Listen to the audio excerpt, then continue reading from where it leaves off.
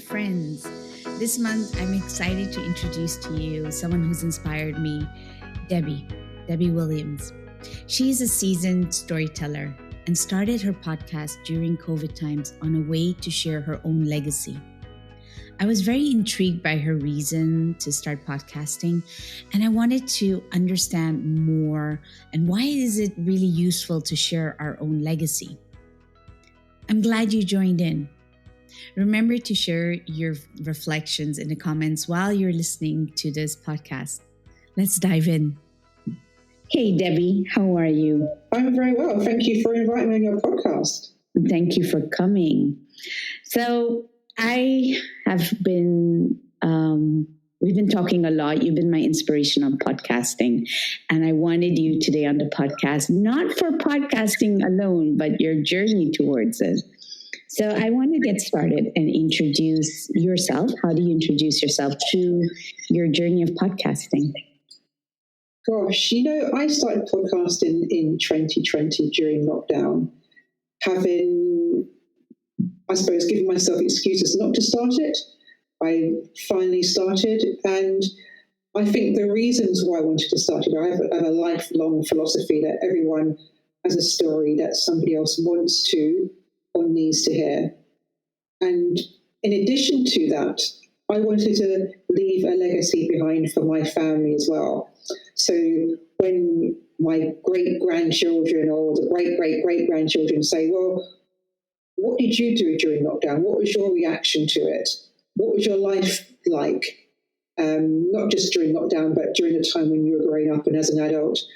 So it's about leaving that legacy behind, because if we go back to our ancestors and their storytelling, that is how they shared history, through storytelling. That is how important it is. And I just think that legacy of storytelling is so important to how we understand life. And I wanted to recreate that in my own way. So why podcasting? So public media. I think it's a medium that I enjoy. I've always enjoyed listening to podcasts, and it's one way of making it open to a lot more people. Not everyone reads. If you're dyslexic, for example, then you may enjoy listening to a podcast as opposed to reading it, for example. And I just think that, finding a medium that is enjoyable, that people can hear your voice. Wouldn't it be nice to know what the voice of your grandmother was, or if you don't know your grandmother, for example? I didn't know mine, but to know the voices of some of your ancestors, your family members. What did they sound like? How did they pronounce their words, and how do they pronounce names, and how we speak is something that is almost part of our identity as well, isn't it? I mean, definitely, I would have loved to hear my grandparents as voices as well, because, I lost them at a very early age. And this is why I was very interested, because you said legacy, and I never really thought about it. And I'm just wondering, why would that, why would that be important today to have that? Why in today's day and age would that be so important? Can you share more about legacy itself? I think for me personally, legacy is something that is close to my heart. My father passed away in 2017, and prior to him passing away, he'd always ask him, Dad, can you tell me a bit more about my family history? And he never wanted to share. His excuse was, don't go for a headache, just leave it alone. But that would be the continued excuse. I mean, luckily my mum knew a lot about his family anyway, so I was able to get information from my mum. But being able to hear those stories from my dad about family members that I may not have known about, it would have been nicer to hear it from him as opposed to me trying to find it out for myself afterwards. So I think a year after his passing, took a DNA test spat in a bottle, sent it off, waited rather impatiently for the results, because in my head I wanted to know, which part of African royalty am I from? So royalty, huh? yeah, I decided to create my own narrative. So when I got the results back, I was like, okay, this is eye-opening but not surprising, because it covered 3 different continents, which are Africa, Eastern Europe, and Southern Europe. Okay. And not surprising anyway, because of the little information I managed to squeeze out of my dad. But I think I wanted to know how far back I could go, because I know that my family history, though my parents are from Jamaica, my history doesn't start there. It starts way back, beyond the slave trade, beyond everything else that happened during that time. And I wanted to see how far back I could go. And that's why, for me, legacy has always been interesting and has always been important. But whatever glories that my ancestors have, it belongs to them. It's their stories. It's just nice to learn a bit more about it, but also it has you thinking as well about, what are you leaving behind? What is it? What stamp are you leaving on the world? What is it that you want your legacy to be on this world? And it doesn't necessarily mean that we're any famous superstars. It could be those simple things that we do in our lives that has a positive impact on others. And I think that's really important as well. And I think by sharing stories on the podcast, by helping others share their stories as well, it's allowing everyone to have that voice, be able to share their stories and being able to share their legacy. And a podcast is a way that, 10 years from now, 20 years from now, 30 years from now, someone wants to know, well, what are the sort of things that Debbie spoke about during the podcast? What are guests speaking about? What are some of the obstacles and challenges that they overcame? How did they challenge people's thinking? Why was there a need to challenge people's thinking? And I think it just leaves that little footprint behind for others. So initially, from my understanding, you started your podcast with just your stories, right? That's correct. Yeah. You did your DNA testing. I know for maybe the audience is going to hear there was a bit of a cutoff, but I want to go back to one point when you said your father wasn't really talking about it, but your mom knew. And that's very different perspectives on your view of your past. And then with the DNA testing, how did that all tie in? Because you didn't get your dad's perspective. How did it support you in finding out your legacy because of a different narrative other than the personal narrative, if you know what I mean? Yeah, I think when you're researching your family history, doing a DNA test is only one part of it. And you can't get a full background just by doing a DNA test. You have to do lots of additional background traces as well, looking through family records or historical records, talking to friends and family as well to get that history, that historical background. There's a genealogist that I interview on my podcast, Paul Crooks. I went to a couple of his seminars about tracing family history, and that helped to put things into perspective. When during one of his seminars, he said that it took him 13 years to trace back the actual village that his family came from in Africa. I remember at the time thinking, I'm not going to take 13 years, I'm just going to buy his book and it's going to take me less than half the time. And I realised that that's not always the case. You'll start researching your family history, you'll hit a brick wall, and then you'll park it for a bit, and then something else will resurface, and then you've got that what's the word I'm looking for? You've got that impetus to continue. and to really see what else you can find out. And then you hit another brick wall. And then that is literally the journey that I've taken. But I think speaking to family who are still here, speaking to my dad's brother in particular, who can help to fill those gaps, and cousins as well. As soon as you do a DNA test, if there's a match, suddenly you've got all these cousins that belong to you, and you're thinking, oh, okay. So that could be a surprise in itself. Was there ever a moment where you stood still and went, oh my God, and had like revelations or realizations of any sorts, or surprises? I think the surprise is probably how I felt during parts of my family search. My background is very mixed. I mentioned Africa, Eastern Europe, Southern Europe. And at times, from a cultural perspective, you might feel a bit lost. I know at one stage I felt lost, and I was like, why am I feeling like this?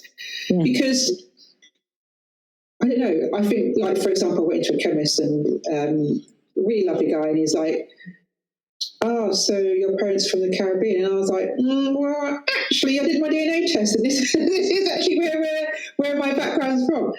And then it's funny, because I next time I spoke to him, he goes, you know what, because of you, I did my DNA test as well, and I thought I was 100% Ghanaian, and now I've got Portuguese in me, and I was like, I said, well, gosh, have you told your family that yet? Really? Wow. So I think sometimes when you dig, and you have one view or perception of yourself, and you realize, well, actually, it's much bigger than I had ever imagined. And I think that's where sometimes you can feel lost in the process. But then you find yourself and thinking, well, no, I am who I am. You know what I mean? And that original identification hasn't changed, but it's just that there are some additional elements to that as well.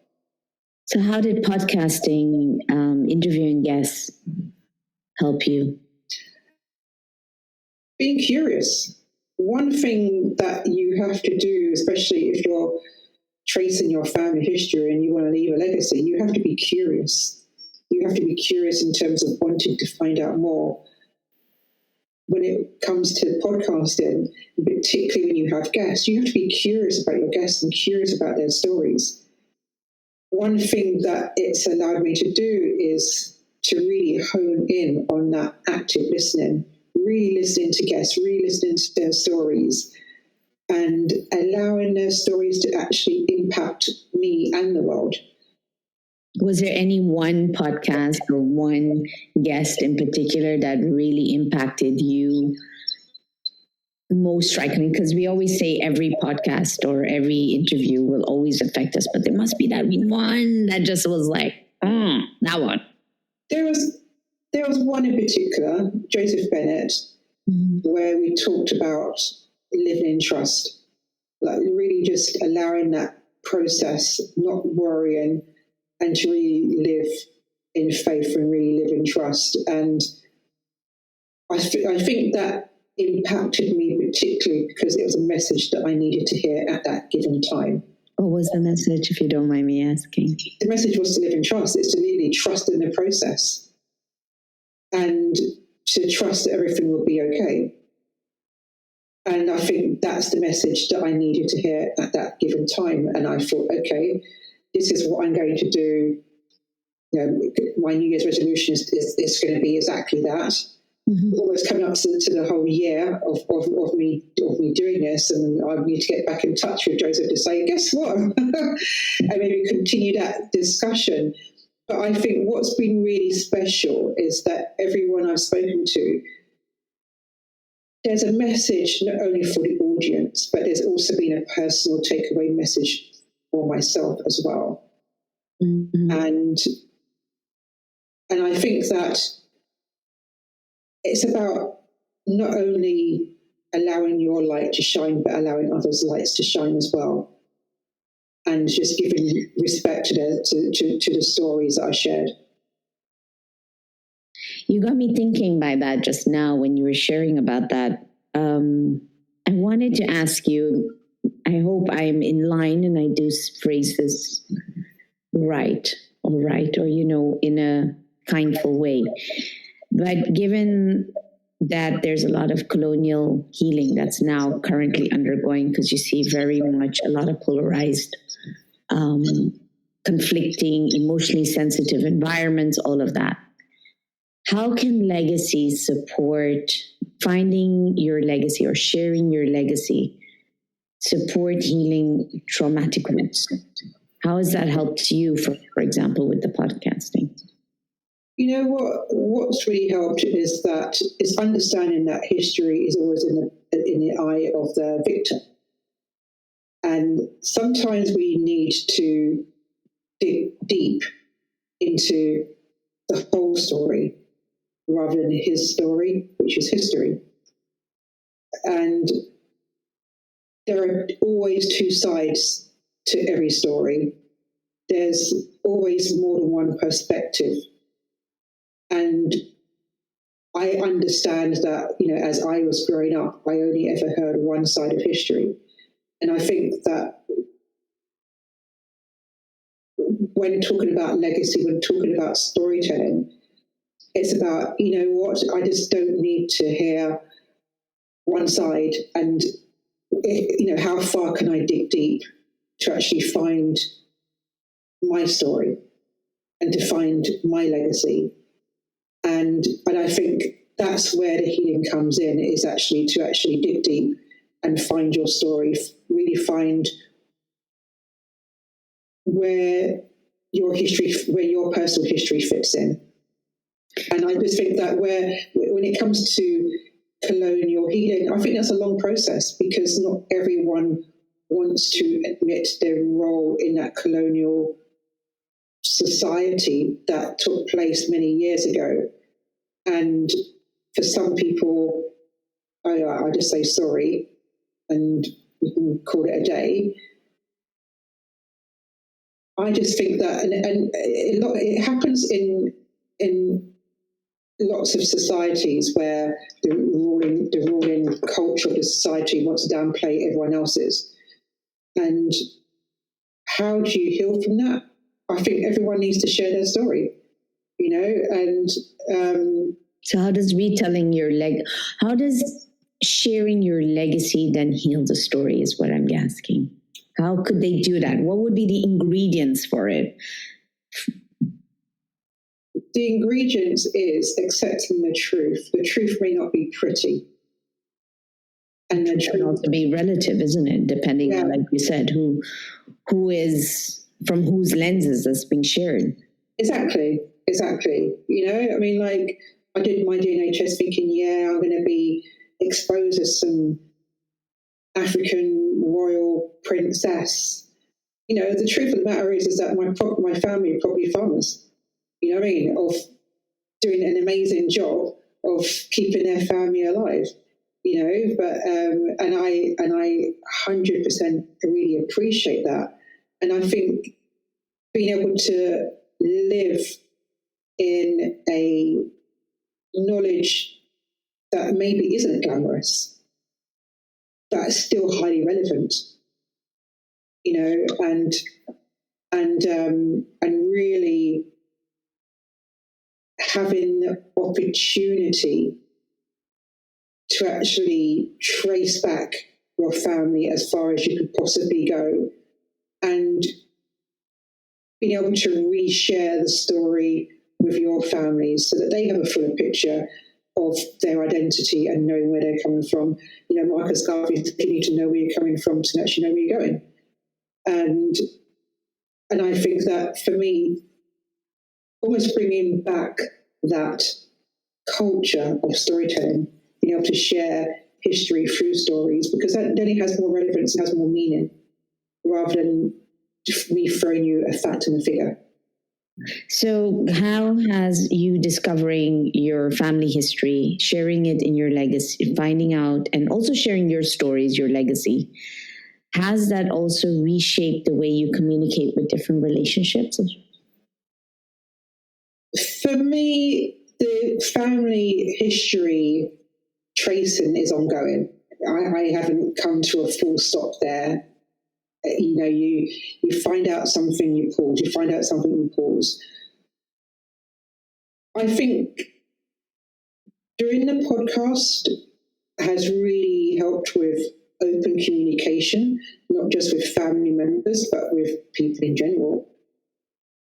Being able to actively listen to people when they speak, which is really important, because someone may say something you're thinking, actually, that's a really interesting story. I'm going to use an example. I went on a bike ride with my friend Harish, and he shared with me that he'd written his autobiography, only because he wanted to leave something behind for his children. And would I like to read it? And I was like, oh my gosh, of course I would. The most amazing story ever. And I said, Harry, this is absolutely amazing. You need to really publish this book. It's an amazing story. Can I interview you on my podcast so you can share your story about writing your autobiography, because it's really, really amazing. And he didn't actually realize the value of what he had written. And then doing a podcast, and then everyone else realizing the value of his story. And I think that's the key thing, is realizing the value of each individual story. We all have a story for 1 year that we were born, and we don't always realize that our ordinary lives are extraordinary to someone else. And what if some people just don't want to share it? They wouldn't mind writing their legacy or sharing their legacy. But what if, people don't feel like it's not that their story is not worth telling, because, everybody has a story, but not making it so public because of all the fears that come with that, right? Being so public about it. It's down to individuals. Some individuals will be happy to share their stories. Others will want to keep it private. That's absolutely fine. But I think for those people who are happy to share their story, they're happy to literally have that realization that, wow, my story really is interesting to someone else. Oh my gosh, yes, it is. So that gives me a question I've been wanting to ask. How can we support the audience what could they do to start writing or publishing or sharing? What are I go back to the word ingredients, but what can make a legacy so meaningful? What would make that meaningful?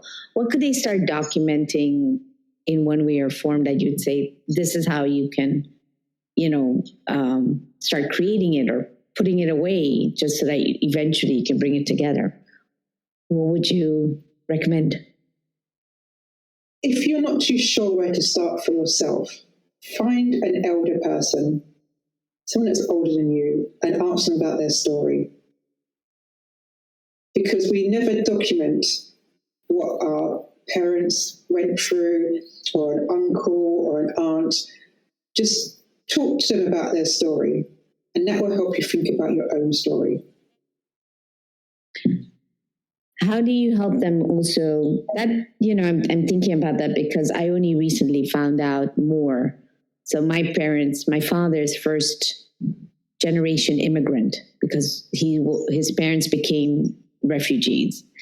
And there was this complete silence. So when you were sharing the story of your father, I kind of relate to it, because there's this silence around this whole traumatic experience. And there's a lot of shame for me, it's no reason, but trying to get that information from them, from your elders, and having to overcome or give them the safety to process that shame, as it were.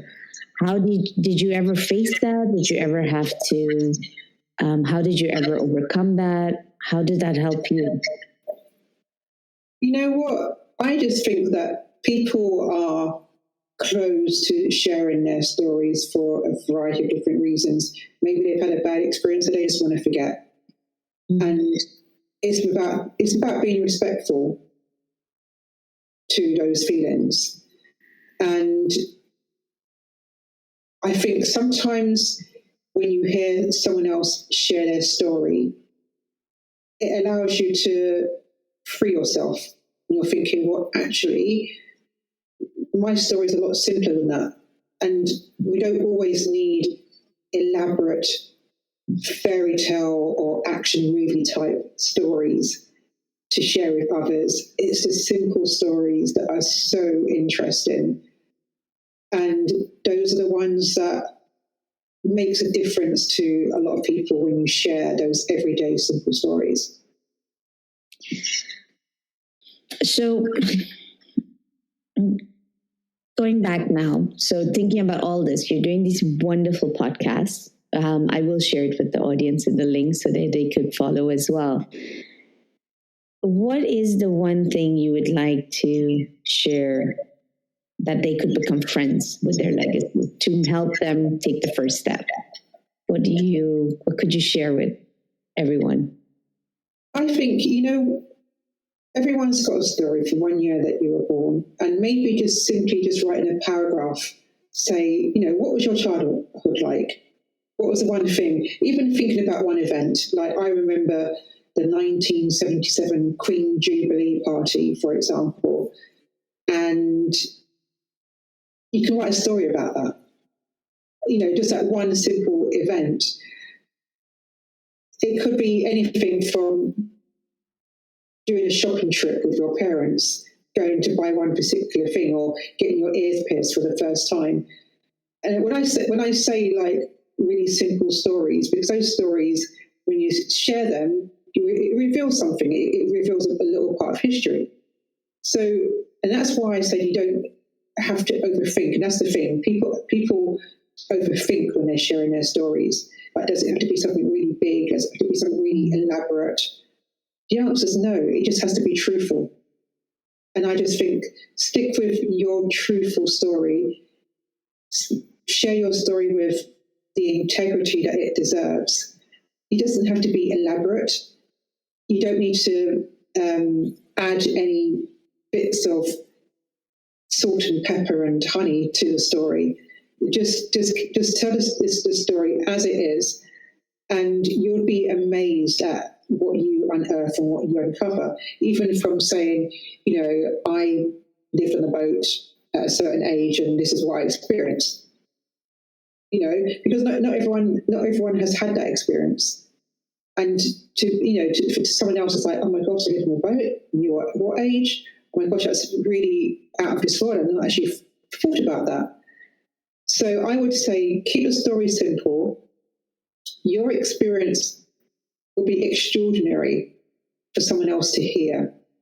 And every story, every person is relevant. Everyone has a light in them, which if you allow yourself, that light will shine for others, to inspire others to share their stories as well. And that is how we leave our legacies behind. Thank you, Debbie. I'm going to leave it here because I feel you've given a lot of nuggets towards the end, and I want them to just remain with that reflection.